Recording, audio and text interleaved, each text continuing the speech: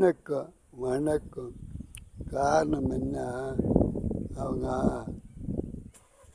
நிறைய காசு வச்சுருக்காங்க ஐயா, ஒன்றும் பண்ண முடியாது. இப்போ வார ஓட்டமெல்லாம் எச்சாத்தான் பண்ணி விட்டீங்க. அதாவது எப்போவுமே உப்பு இல்லாமையுமே கொஞ்சம் சப்புனுமே சோறாக்கி வச்சுருப்பா, உண்டுட்டு போவா. உண்டுட்டு போய் அவங்க கொஞ்சம் இப்போ வீட்டுகளுக்கெல்லாம் போய் வேறு வீட்டில் போய் வேலை செஞ்சு பழகிட்டு கொஞ்சம் மிளகு பொடி எச்சா போட்டுருவாங்க, கொஞ்சம் எண்ணெய் எச்சா ஊற்றிடுவாங்க, கொஞ்சம் இந்த பட்டை கிராம்பு இதெல்லாம் போட்டுருவாங்க. அடுத்த வீட்டில் போய் உண்டு பழகிட்டாங்க நம்ம வீட்டுக்காரரு. நல்லா உண்டு பழகிட்டாங்க. அதனால் பொம்பளை ஆக்குனேன் காரம் இல்லை ஒன்றும் இல்லை, இப்போ என்ன ஆக்குறா அப்படின்னு வந்து கதவுக்கு வெளியே வந்து வீதியில்ட்டு சத்தம் போடுவாள்.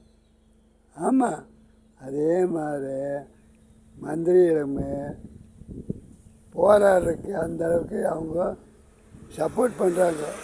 இப்போ அந்த பாவாடை கட்டி மெட்ராஸில் அந்த பிஇ மல்லிக்குள்ளெல்லாம் முறங்கிட்டு இருந்தது காசை பூரா அங்கே ஒரு இதே பண்ணில்லை, பள்ளத்தில் பண்ணில் இது வரைக்கும் அணைக்கட்டில் ஒரு இதுவும் இல்லை.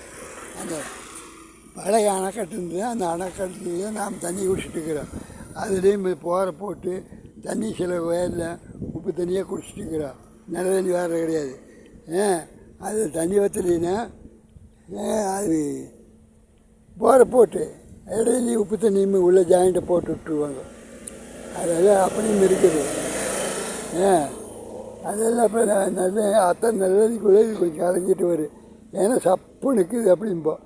இதெல்லாம் அரசாங்கத்தில் பார்த்துட்டு இருக்கிற வேலை ஆச்சு. பார்த்தியா, இதில் வந்து ஒன்றும் பண்ண முடியாது. வணக்கம் வணக்கம் வணக்கம்.